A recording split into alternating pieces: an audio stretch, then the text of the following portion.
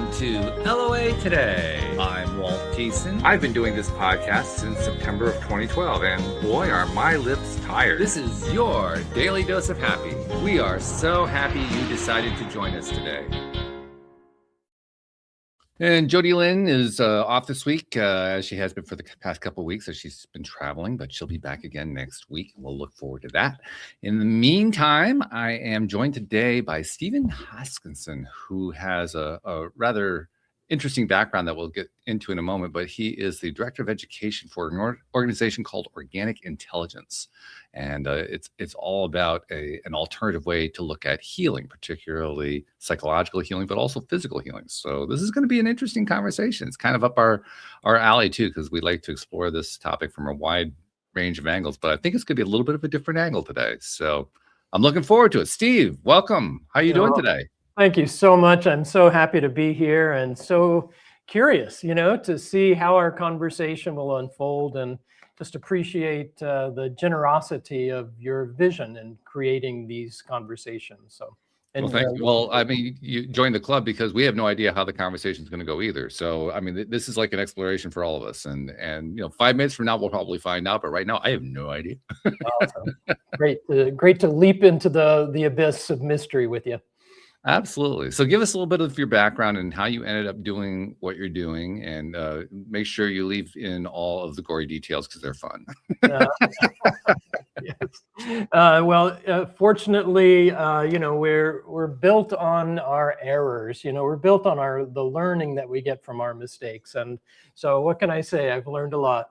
Which is a good thing. Congratulations. Yes. Yep. And live to tell the tale. That's right. It's a good friend of mine likes to point out, if you're still breathing, your mission isn't done. So well done. Yeah. Well, may we all be breathing for a long time yet to come. That's right. It really, it's just essentially my nature somehow to care about people. I remember my parents, I think they were a little worried about me as a kid and just going, Steve, you have to look out for number one. You have to look out for number one. And I don't dispute that wisdom. And there's a story in the Mahabharata where at the end, Yudhishthira, the hero of this epic story of creation and destruction, all he has been wanting is to bring his family together and to somehow be faithful. And at the very end, he's there at the gates of heaven. And they say, Yudhishthira, you were faithful, you can ascend. And he says, fantastic, it's been my life's dream. It's just one thing, my family will need to come with me. They're like, no, sorry, it's your faithfulness. So come on out, leave your family, they'll work out their thing. He's like, I ain't coming. And he said, I'm not going. Without my family, I'm not going. And then truly the heavens parted, and there was the sound of voice that said, that was your final test. Okay. Welcome all. And so, it is really then the facilitation of my family that brought love and warmth and everybody doing the best they can and a lot of forgiveness that got me here, and ultimately supported me to go to college and develop this compassion really for other people, which was, by the way, at the same time trying to figure out my own disruption, my own anxiety or depression, and just the wandering through the halls of self-exploration, knocking on doors. And fortunately, a lot of people answered. In college, I ran into one of my mentors then, who was Maya Angelou. Really? Yeah, at Wake Forest University, and just really helping because I was really concerned about the status of racism in the United States, and especially in the South there. And so really got a lot of support there. And she wrote a letter for me to get me into clinical psychology school, and probably the reason I got in. Wow. And and then I began to study clinical psychology because although my original impulse was actually sort of based in religion or spirituality, like Mhm. justice and the need of support and care for people that are underserved. I got into clinical psychology thanks to Dr. Angelo, and began to study what is then healing going to really look like. And I got right to the end of what I could get to in clinical psychology and academic psychology, and then began to ask the questions like, what is this mind-body connection? Mhm. What is that? How is it that we can, realize, the heights of spiritual awareness, but I can't like pay my bills, or I can't get up in the morning, or, Yeah. like the disconnection between those was really key. And so I began to, I say to people, I left graduate school. I ran away from graduate school and joined the somatic psychology circus, and began to learn somatic psychology, somatic Yeah. approaches to trauma, and really study in Aikido and other ways where the union of body and mind was foremost. And the result of that search is what I guess we'll talk some more about, which is organic intelligence. And That's quite a combination too. I mean, you touched on a number of different fields, if you will, or areas of interest that I can see how they would intertwine. They'd come together. But this is not your typical curricula we're talking about here. This is fairly unique to you, I think. it is indeed, and it is also, I think, as you would it's this East-West blendo. Mm. It's this understanding somehow of Zen and Lao Tzu. It's chopping wood and carrying water. What is the extraordinary that's in the ordinary? Or Martin Luther said, like, if you were to see a grain of wheat, you would go mad with wonder. How the transcendent is in the ordinary and everyday, and to make that a practice, that takes a little support, and that's why we have all this curriculum and courses of organic intelligence. You said a couple things too that kind of click something in my mind, and I want to start by exploring them. You were talking a bit, for instance, about looking out for number one, but also having the angle of compassion, particularly compassion for others. But you also hinted at compassion for yourself, and that's what rang the bell for me, because one of the subtopics I've been exploring both personally and here on the podcast lately is the idea that we have a wonderful value known as kindness, and there is renewed interest, I would say, in practicing kindness, but there's an aspect of it that doesn't seem to be getting quite as much attention, and for me it's a big deal, and that aspect is kindness toward yourself. And the reason I say that is I was noticing something about this very recently. If you don't have a practice of kindness toward yourself, when it comes to being kind toward others, it's a chore. It's hard to do. It's hard to, I mean, you can do it. That's where, I mean, some 30, 40 years ago, that's where the idea of practice random acts of kindness came from. But the problem with that approach is you're constantly having to renew yourself in order to do it.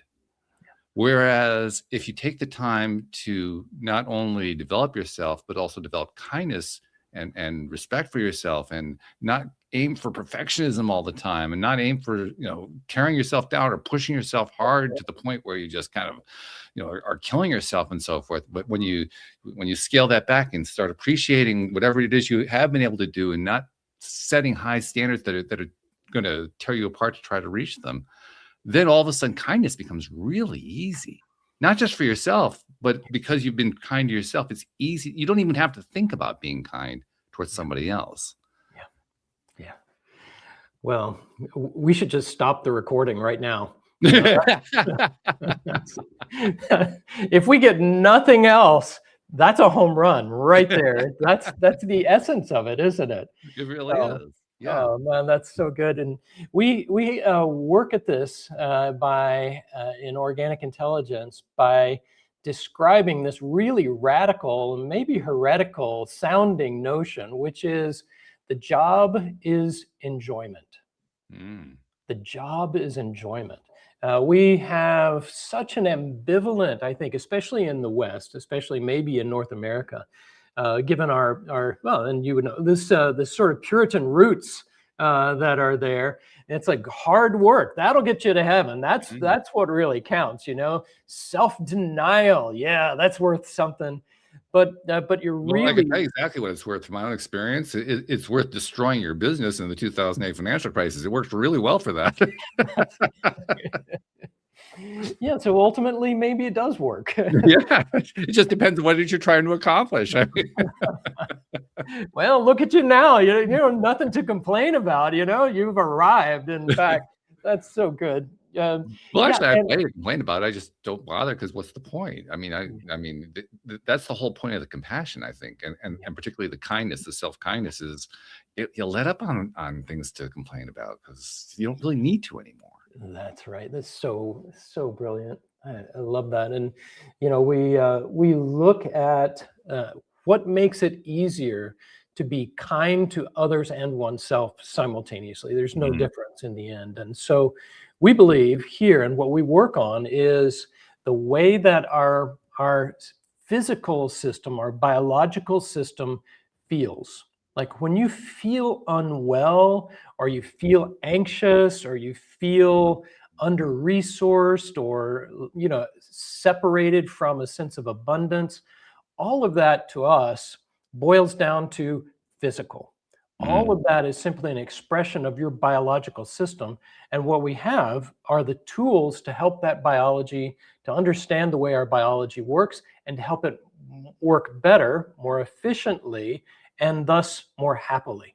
And so the daily dose of happy is this understanding of how our biology grows, and it's actually the opposite of what most of psychotherapy or trauma therapy is saying, because it really is looking at like the job is enjoyment and cultivating states of pleasure, not because pleasure is better, although it is, but because we grow capacity in that way. We Mhm. actually grow biological bandwidth through naturally increasing steps of tolerance of feeling well. You know, there's a notion of working within the window of tolerance, which is like, oh, how much is not too much? That's not our goal. Our Mhm. goal is the window of enjoyment that says we actually grow. We do our training not by that which you just suggested, which is the efforting of the barbell over your head, you know, but is actually the joy of expression and the lighter lift that comes through naturally occurring appreciation and pleasure. And we cultivate a mindset that helps us in that direction, and that's how we grow. And it's also worth noting there are for some people the idea of lifting that barbell is the expression of joy. That is the fun part. And when you make that shift, everything becomes possible. Yeah, yeah. So okay, that's really cool. I like this. I'm also curious to know, particularly the work that you guys do at the organic. What's the official name? I mean, I know It's what I was reading off the profile. organic intelligence, yeah, Just or organic intelligence. That's the OI. official name. We abbreviate it to OI sometimes. Okay, so from the perspective of the work that you guys do at OI at Organic Intelligence, what do you find is I guess I'd call it the cornerstone, the piece that keeps holding it together each time that you're working with individuals? Because one of the things that I picked up from your profile is you're looking at wellness and health from a different perspective, one that I like a great deal. Yep. But how does that tie into the actual work that you end up doing with people? Well, thank you for the question. The cornerstone is this really great news, and you'll find it at the heart of all the major wisdom traditions, which says that within yourself is pre-existing wholeness. That is, we're not trying to manufacture some kind of goodness. We're just trying to get out of the way enough to discover it and rediscover it again and again. And that wholeness and goodness is then the font, the source then of the love for ourselves and for others. And when we begin to discover that, and then we begin to live a different life because we are supported rather than all of that efforting. I'm kayaking down the river instead of, trying to swim upstream.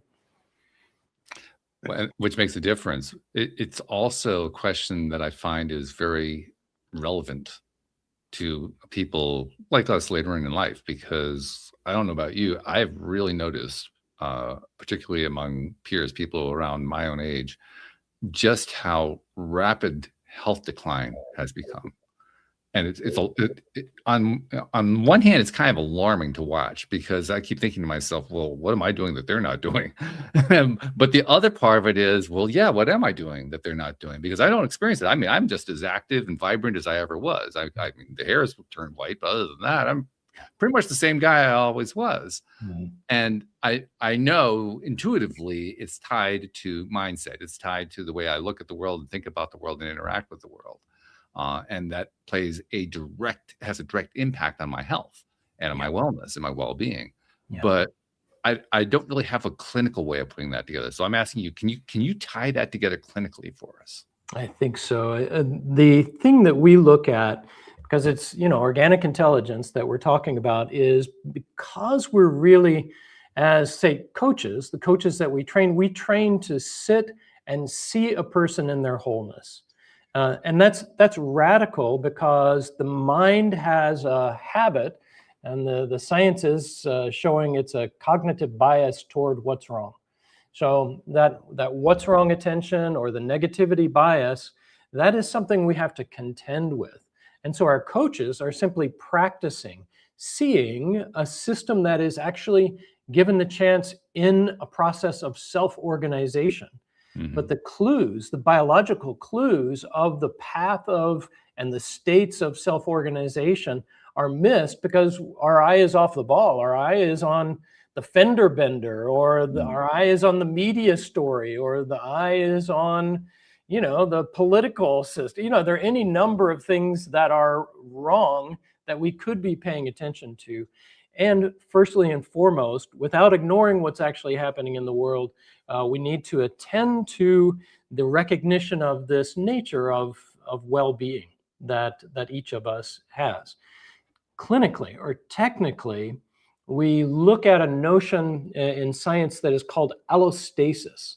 And that says that the brain, it partly says that it's really clear from neuroscience now, the brain is not the brain of like, oh, look out for, where's the saber-toothed tiger? I've got all the enemies around, and I've got to be, prepared for trouble and bring back balance somehow, or reset, all of this doing, I think, is completely missing the mark. And allostasis says it's because our brain is not the make it right again brain, but rather the predicting brain. And that is, in psychology, there's a lot of talk about self-regulation, like, oh, I gotta bring all this balance. It's a lot of work, and good work to be done for sure. And the other aspect, and I think that's what you're looking at, that's so unique, is the notion of predictive regulation. That is, the brain is looking into the world, looking into the environment, and making micro predictions about what's coming, and then getting you ready for it. So okay. Brain is the predicting brain, and then is adjusting your physiology to get you ready for that. And when that happens, then you feel ready. Like, whatever comes, I'm ready. That takes a while. And the biggest single help that we can do to collaborate with and align with that basic brain function is something that is completely heretical in the world of therapy. And that is paying attention to what's outside of you and not what's inside. That is, we have to build a bridge between our internal world and that external assessment that the brain's trying to do. And that bridge is the orientation to the environment through the senses. So the bridge is connecting to the environment through the senses. And therapy, and I've done a lot of it personally and professionally, and therapy says, pay attention to your feelings, pay attention to your thoughts, pay attention to your sensations, and all of that is the road to uncovering what the problem was, and then somehow that's going to be curative. I don't think that's the case. That was Freud's formulation 100 years ago. I think now neuroscience is much clearer on pointing to how we can collaborate with a biology that has 1 billion years of evolution behind it, that knows how to heal fundamentally and get us back in touch with what is most fundamental, which is a sense of wellness and creativity and engagement and joy and connection, and a full ability to experience both the ups and downs of life. Right? This isn't like Pollyanna, like, oh, just look on the bright side of life. This is the capacity to be with life in its infinite variety, from grief and despair to joy and ecstasy. And so but that's a function of bandwidth. And by using orientation, we begin to set the stage for the body's own recognition of how bandwidth grows. And so that's what we do. We can grow the CPU of the human being so that we have greater bandwidth. And when you have greater bandwidth, things that were a problem aren't so much the problem that they used to be. There's a few things that you said there that I think are worthy of looking at in greater detail. I want to start from the viewpoint of what I'm going to call that bridge that you described between the inside and the external. And the reason I think that bridge is so important, I'm going to take the bridge away for a second. Now, you made reference to, I think you labeled it as the Freudian approach, where everything is internal. And with that approach, there is no external, it's all internal. And that is problematic because it's basically divorcing you from what actually happens in your life. It's assuming that everything that goes on in your life is going on inside you and that there's nothing going on outside of you. And that can be very problematic. But there's also the flip side of it, which is that's where everything is external and nothing is internal. And I would even submit that that's a much more common phenomenon today. People working on themselves by working on the external and just blocking off working on the internal, which is the hard part. You know, not wanting to have to even deal with that part. I'll just do the external. You know, I see a lot of people, particularly in spiritual realm, because I'm part of that spiritual realm, who are doing all this external spiritual stuff, but they don't do any of the internal work. Yeah. So the bridge that you were referring to, the bridge is missing in both of those cases. Yes. Yes, that's brilliant. Yeah, absolutely. Because in the end, probably those who are working in the spiritual realms are probably saying there is no internal, there is no external, right? There's just what is, and the whole notion of internal and external is just an illusion of this our lenses and the duality that is apparent in what's happening. But we don't mistake that for ultimate reality, and so that bridge includes a quality or an ethos of both and so I really appreciate what you're saying, because that bridge then creates the both and. There is both external and internal, and ultimately as we play along that both and, the bridge disappears and the internal disappears and the external disappears, and then you just get something that's probably like the background in your video right now. Yeah. The universe, the galaxies around there. Yeah, that's to remind me that the universe has my back. That's why I throw that up there every time. But sure yeah, and it works really nicely for me.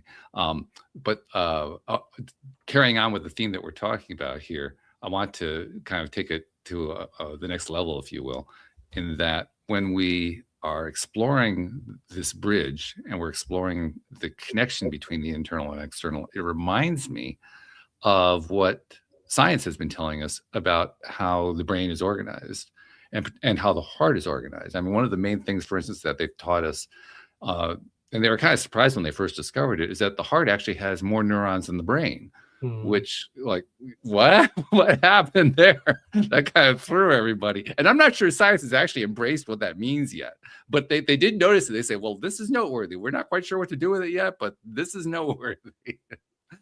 But when you're talking about what you were talking about, that when I think about it in terms of the bridge between the internal and external, I kind of associate the heart as being more of the internal work, the brain being the external work, and that neuron compatibility, I guess I might call it, or perhaps the bridge between the heart neurons and the brain neurons, is kind of the physical expression of that what do we call it? A spiritual bridge? I'm not sure what we call that bridge, but whatever that bridge is, it has a physical expression in terms of the neurons in the heart connecting to the neurons in the brain. Oh, that's so beautiful. I love that. It's actually, if you look at our logo, it is that. Is it really? Yes. And it is this, the union of opposites, that is the both and one of them, and one of the most important ones for the way we understand healing, is the way that the opposites, the apparent opposites, work together and seamlessly in a continuum. And so, for instance, for the brain, one of the most, and arguably the most organizing rhythm for the brain is called respiratory sinus arrhythmia. Okay. And respiratory sinus arrhythmia is simply that when you breathe in, the heart rate increases. When you breathe out, the heart rate decreases.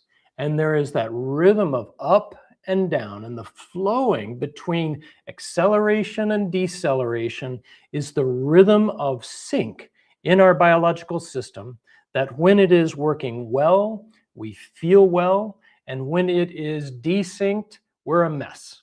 And so all of that we're looking at, including the bridge of orientation connecting to the environment, creates more possibility of that modulation, beginning biologically and including that with the respiration and the heart rate, which then helps all the systems of the brain sync up and organize. Wow. So you guys have definitely taken it to another level than I was even aware of, which is very cool. I like that. Well, we're taking it to your level is what it is. No, but it's fun. I mean, one of the things that I've talked about a lot here on the show is loving the different perspectives I get from guests who come onto the program, because I learn so much from those perspectives.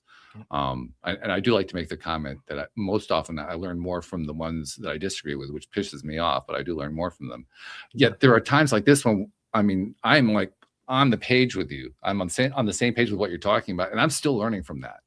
And I like that, because it also reinforces you don't have to be in opposition in order to learn. You can learn when everything is synchronous too. It works both ways. Learning is learning. It's not tied to one or the other.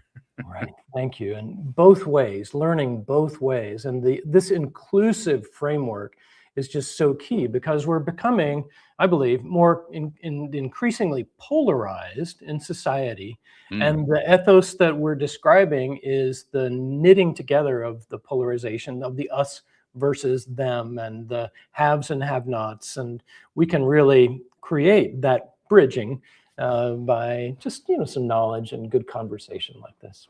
So let's talk about how to take these ideas, because these are kind of esoteric, what we're talking about right now. We tied some physicality into it, but for the most part, these are fairly esoteric ideas. Let's tie them into a more down-to-earth, real-world thing for individuals, which is what you guys do anyway. I mean, it's part of what your coaching thing is all about, right? So let's talk about how do you actually take these, highfalutin ideas and turn them into something you can actually do every day. Wow. That's my favorite thing. Thank you so much. I was raised as a Methodist. And so if you want something methodical that works, that's practical, that's our jam. So my ancestors would be so happy about this. Thank you. So the practical way is to understand how that orientation happens first. That itself is just kind of mind-blowing. We're gonna pay attention to what's happening in the outside world by using our senses. We call it coming back to the senses.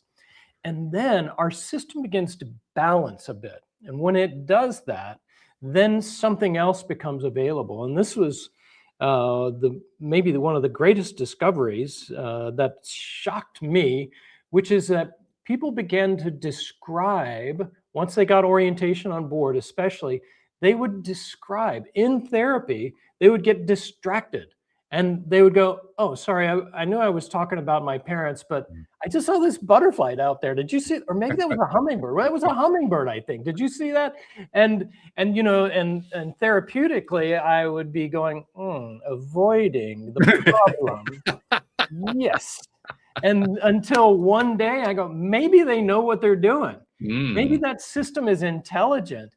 And I began to look with them at the hummingbird, and I realized that the butterfly they were seeing was a symbol of their own transformation, that they were in this metamorphosis process, and their system was pinging them from the external back to the internal. And that's the miracle, is that all the time from within us and from deep within us are being presented the resources and the states that, were we to experience them, would begin to heal us. And it's coming all from within. I love what you're touching on here, because the way I would kind of translate that into Walt ease is to say, if I can take something and apply it to myself in my own realm, no matter what it is, no matter what I experience with it, it's all valid data. Yes. Yes. And I actually picked the same lesson up with there's a woman I'm working with who is a shadow work type healer. She guides you through what's typically described as shadow work. And I don't remember how she phrased it. I had a session with her just yesterday, but she phrased it something like this: everything that comes to you in these sessions, because it's a very intuitive, almost psychic kind of a process, everything that comes to you is valid. All of it. It's all valid. Yeah. Yeah. And that's pretty much what you're touching on here. No matter what it is that we are seemingly distracted by, it's all valid. It's all part of that same process. It all contributes. There's no such thing as an irrelevant, coincidental thing that has nothing to do with it, because it all has something to do with it. Totally. And the little adaptation we get is that in this both and world of everything valid, we're going to have certain reactions to one side of it or another. And in our approach avoidance system, we're going to say, "Ooh, I like that, and I don't like that." So on the scale, on the continuum of whatever it is, like, "Oh, that's a hummingbird, and they scare me because they go so fast." Or another part of it is they can stop and they can look at you, and so there are always these two sides. Gurdjieff said this, right, really clearly. He said, every stick has two ends, and we always have a reaction, either, "Ooh, that's something I like," or "That's something I don't like." And we are, as OI coaches, adept at facilitating people's realization of the side at first that they do like, and that those things are coming all the time. And the side that they don't like is getting so much press because of the negativity bias, and it's all about that, but it's not. That is, at best, only half the story. The other half that we're going to be looking for is, what's the side that's communicating the support that then would knit back the fabric of our being, so that then we could say, yes, now I have the bandwidth to include it all. I like that. Yeah.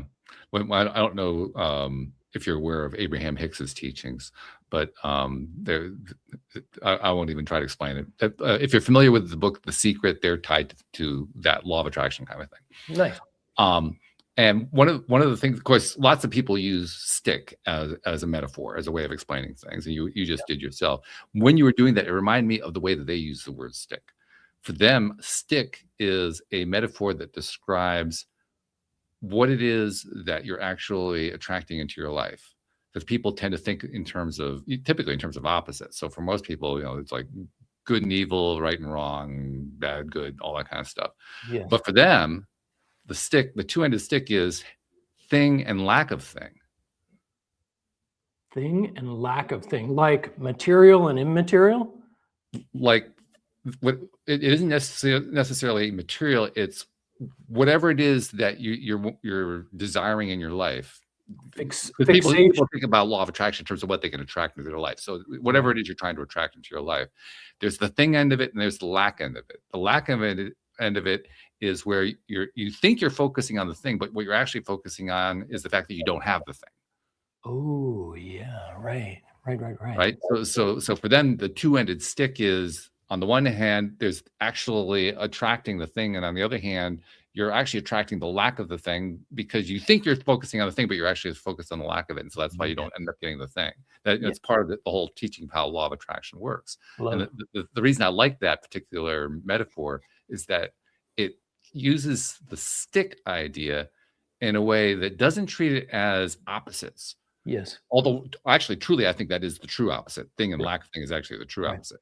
But more actively, it explains things in terms of how do you experience your life? How do you interact with the things in your life without being worried about what its opposite is, without being worried about, what's the contrary side? What's the polarity side of it, and so forth. Just what's the thing itself? What's it all about? The experience, the thing, the person, whatever it might be.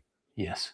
I love it. This is really in the bailiwick of non-duality now, right? That, we are duality without duality. Right. Totally. Which is, probably the way things work. Right.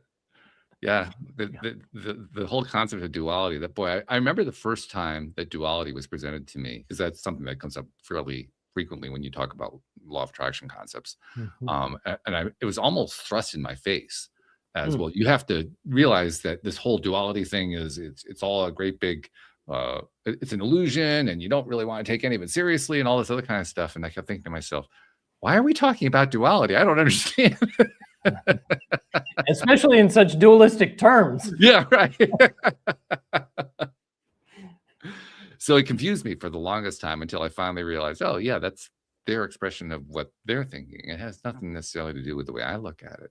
But because the topic came up, when it came time to understand things like the two-ended stick thing and so forth, it made it easier for me to appreciate what some of these teachings were, and then figure out, well, what part of it works for me, what part of it doesn't work, and how can I integrate that into my own healing? Because my own thing, I told you before we got started, and most of the listeners know this, I got this whole podcast started because some 13 years ago, I was in the depths of despair because my business 4 years prior to that had been wiped out, and I hadn't been able to recover. And I was trying to figure out, how to make all this stuff work. So since then, it's all been about me. It's been me trying to integrate all this stuff and learn all this stuff and figure stuff out. And oh, by the way, along the way, I've had a bunch of listeners who followed along with me, which was kind of fun and a little surprising at first. But nevertheless, it is kind of a description of how I ended up learning stuff. And those learnings that have come up along the way, I think we're finding a number of different ways that they are in alignment with the things that you guys teach at Organic Intelligence. And I'm curious about that, because you came at it from a different angle, very different angle, but we ended up in the same path. I'm thinking, well, that's pretty damn cool. How remarkable is that? And just as a testament, isn't it, that we're really actually all in the same big boat. Pretty much, yeah. Really in this together. And so I appreciate your emphasis on like curiosity and the learning process and sort of the joy of learning that you've talked about more than once here. And also just happiness in a way, and acceptance, the both and. There's so many of these themes that when you present them here and to your audience, I'm sure is just going to be deeply supportive. So I'm liking that that connection very much. Yeah. That's one of the fun things about doing the show is we meet. You come on to the show as a guest, we meet and we interact, and then we find commonality, and we find differences too. But it happens quickly. I mean, it's amazing. Literally, we live in rabbit holes on this show. We don't spend a whole lot of time on the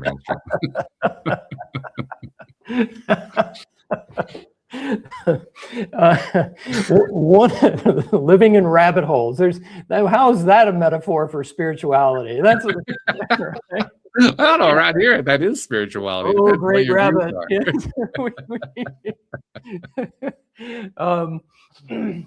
I was thinking that one of the other ideas that I wonder if there's correspondence in how you're thinking of things is that we're saying that as people get orientation on board, and we can practice this if you want, but one of the other things that we discover is that we are preferentially looking for the side of their experience that is unacknowledged, but that also feels well or that's Mm. positively valenced. Like Mhm. we're given that, okay, we are primarily oriented to what's wrong or trying to get away from what's wrong or trying to Mm. get what we think is, that which we want, and then we're suffering because we don't have it. So all of that is in the what's wrong area. And then that happens in some channel of experience, like the emotional channel or the thought channel or something. But what we do is we are looking in other channels for where a complement is that is positively valenced. Mm. So as I think about what I don't have, like reliable access to funds, like I may not pay rent this month. Mm. And on the other hand, there is an aspect of this that feels liberating. That is, I feel like, oh, I'm also free from the worry somehow. There's a part of me that's not fully worried about that. And when we take time with that state of being unworried, then the two sides begin to come together and they begin to resolve and create what we call that extra bandwidth. And so really we make use of the polar system in order to bring back the aspects of one's states or one's system that have been divorced from each other, and they get married again and live happily ever after.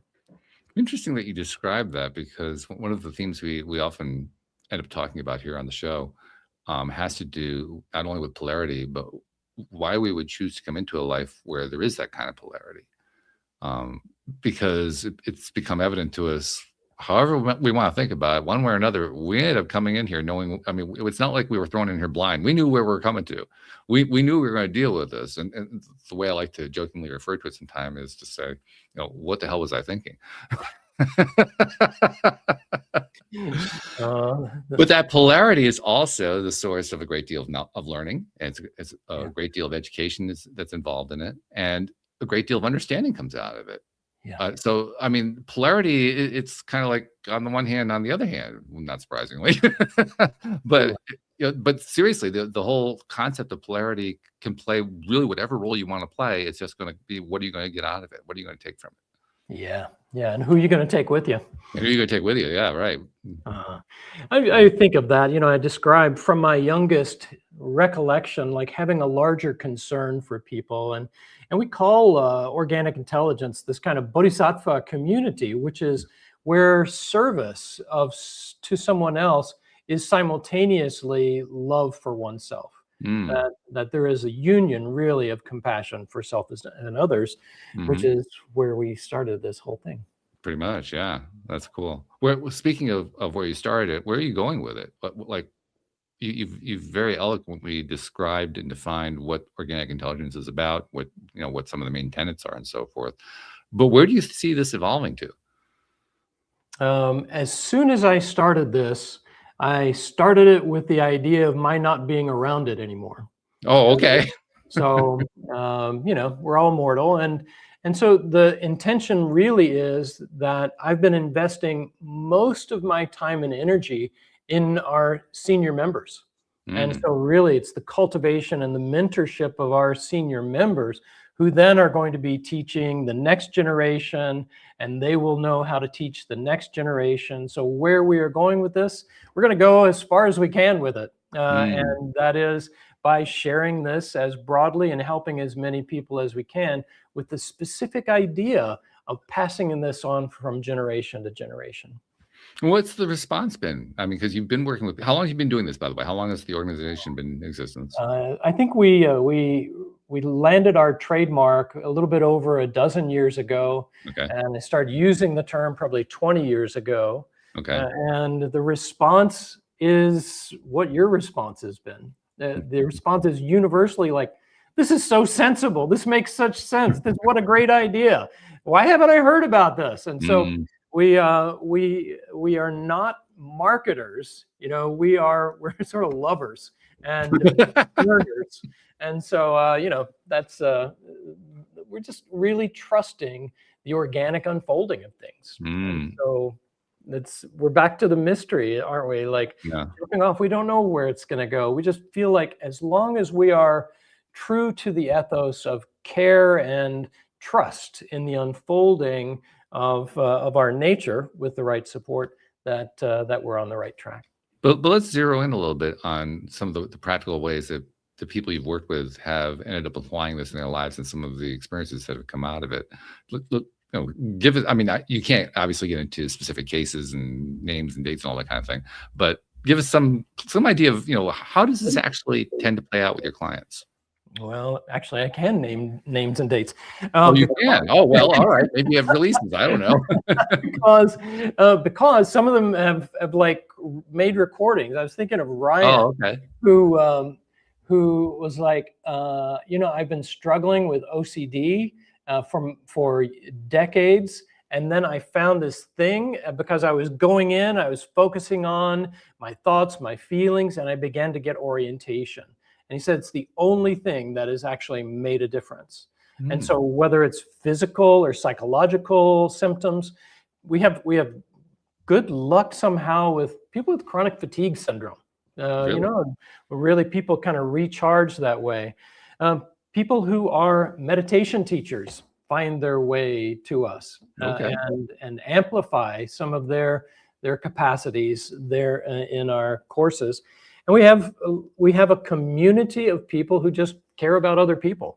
And so when we get together, there's a lot of sharing and warmth.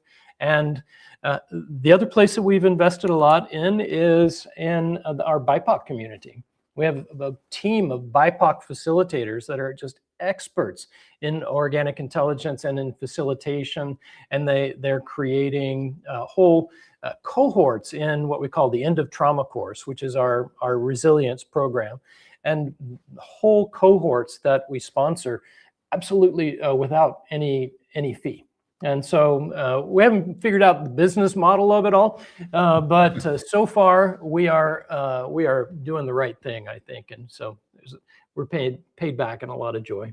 Well, that's always a good thing to get paid back in. Let's talk though a little bit about the different ways that people apply this and either get the benefit or perhaps not get the benefit, because I mean, there's no solution that's going to apply perfectly for everybody. Right. So when does this tend to work well and when does this not tend to work as well? Yep.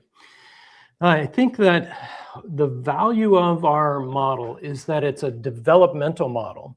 And so it has different approaches based on our assessment of the physiological moment of the person. And so a lot of folks, and I did this at the beginning of my career, you find something that works and then you start to preach it. Oh, hey, I was in somatic psychology. Just feel your body, sense your body. That's the solution. Or, you just described how we get guests all the time. I mean, that's literally where all guests come from. Yes. Well, thankfully, I see that there are a lot of guests. So you have a lot of avenues of exploration. People have had a lot of experiences they want to share. It's a great thing, Yes, it is a great thing. Oh, my goodness.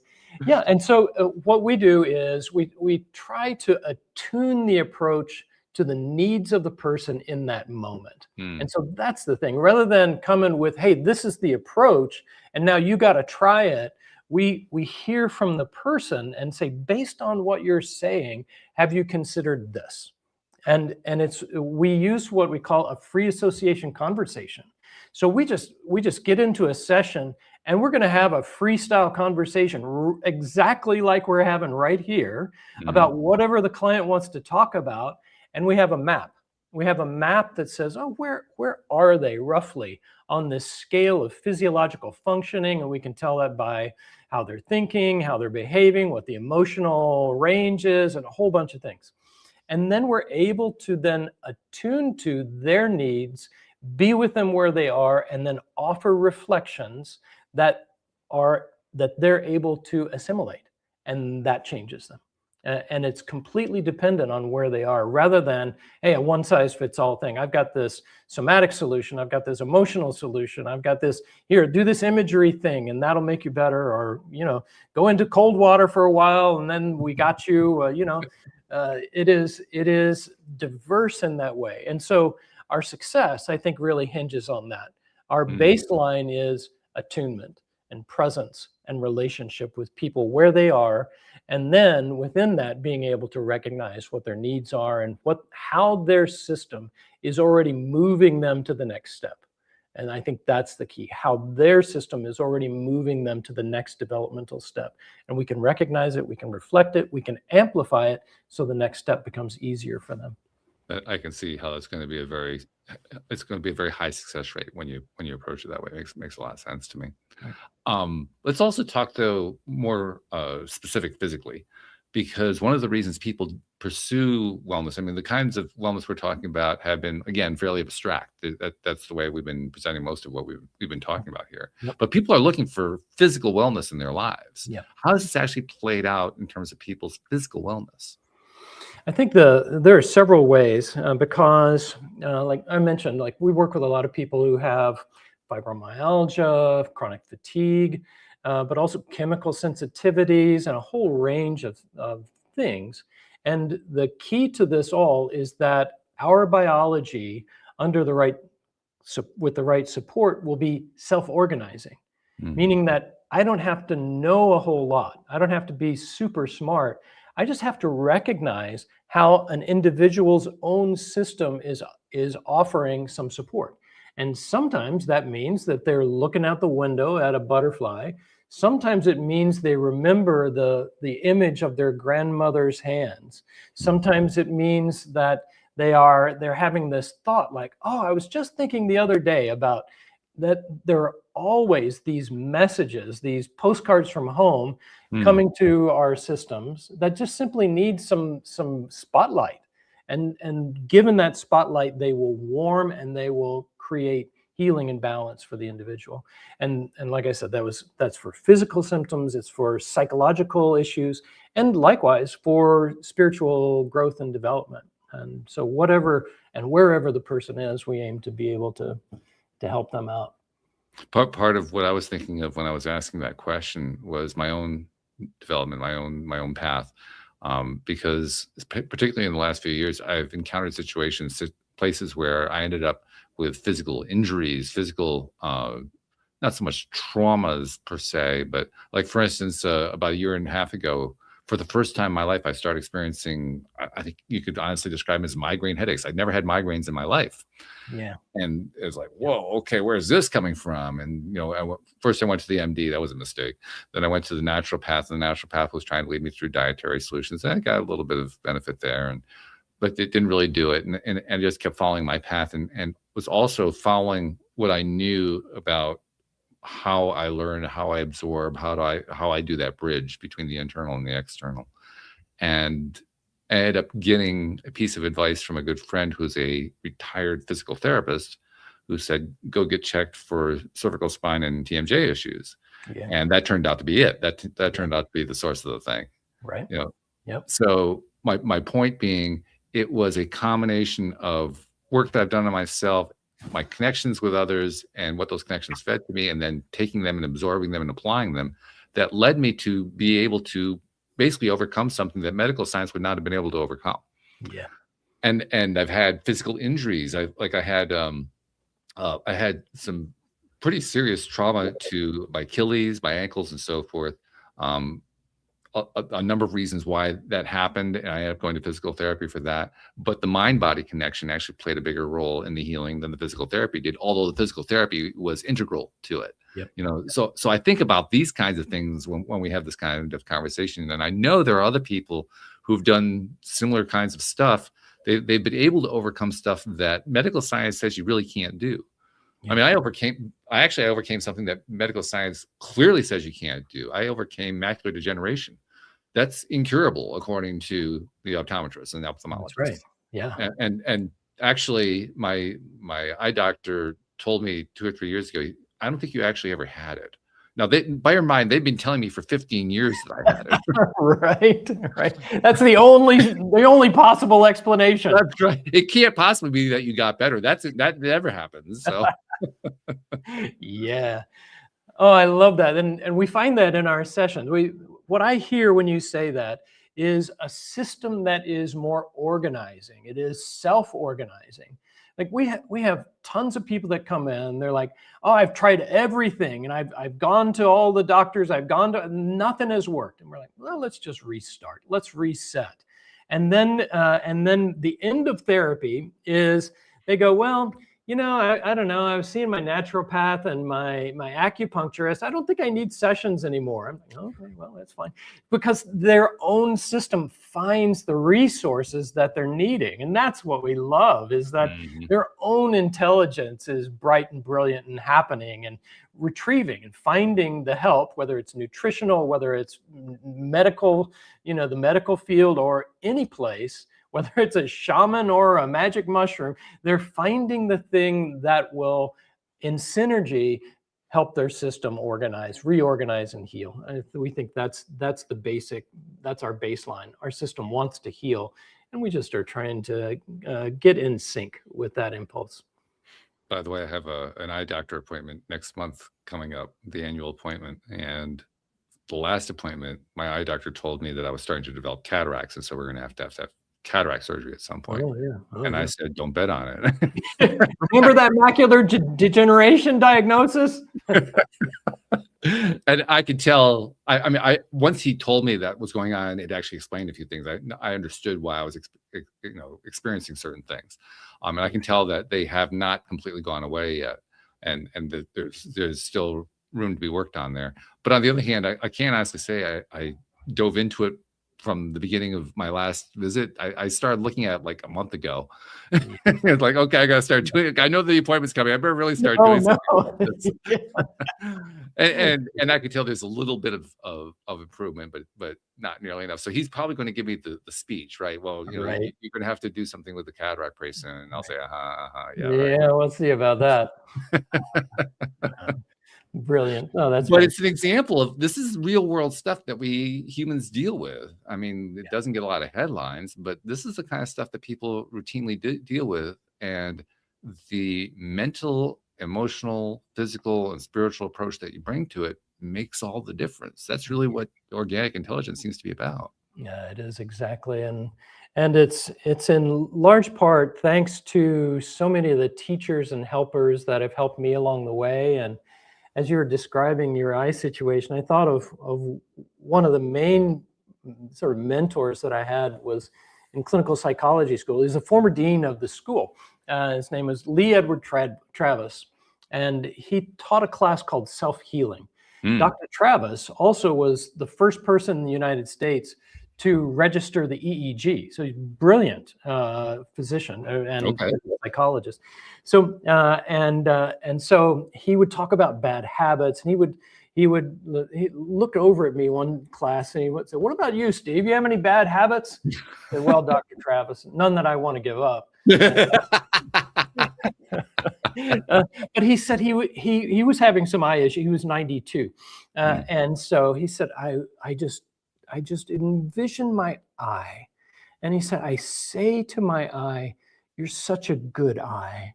You've seen so many wonderful things. You bring in so many beautiful images to me. I'm so grateful. And there's so much love and warmth that I would send to you.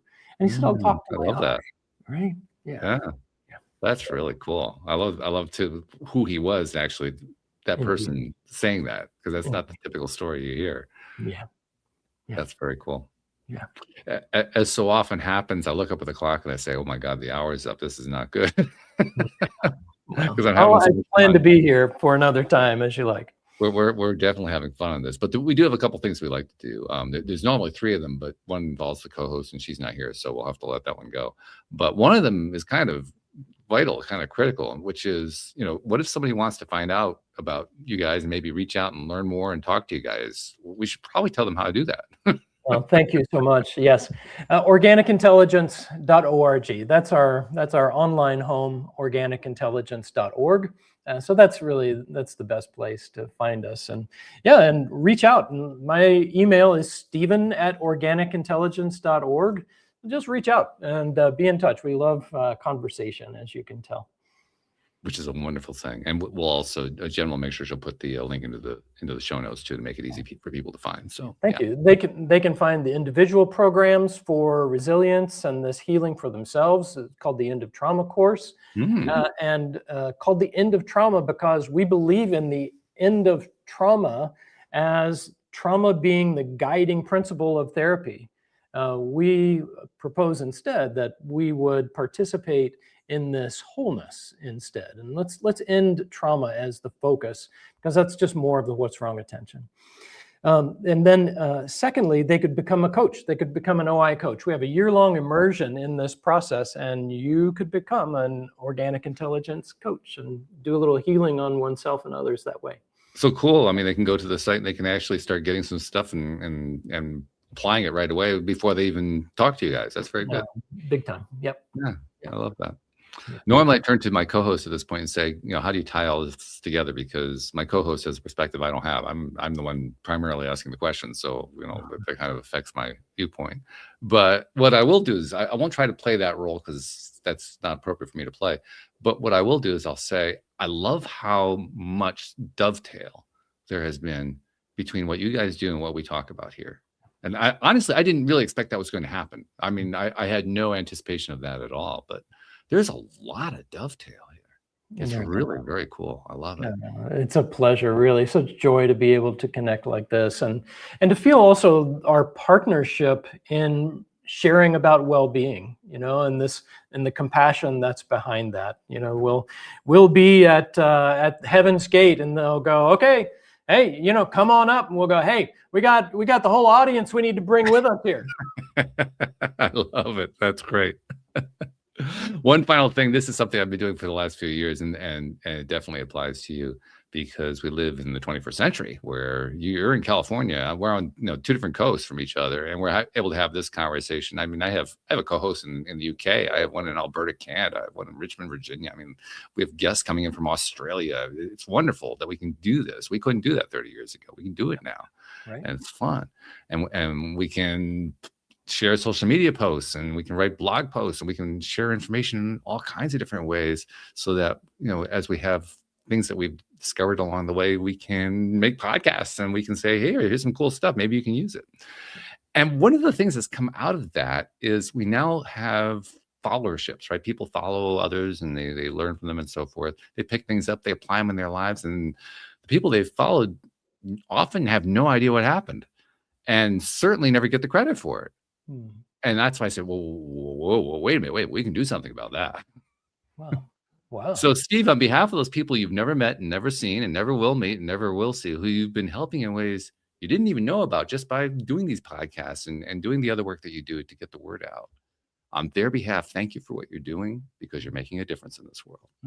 Wow, thank you so much. That's a dream come true. Thank you. Yeah. So has this interview. It's been also a dream come true. So thank you for joining me, and best of luck with what you guys are doing. And thank you to our podcast listeners everywhere. We'll see you all next time here on LOA Today. Goodbye, everybody.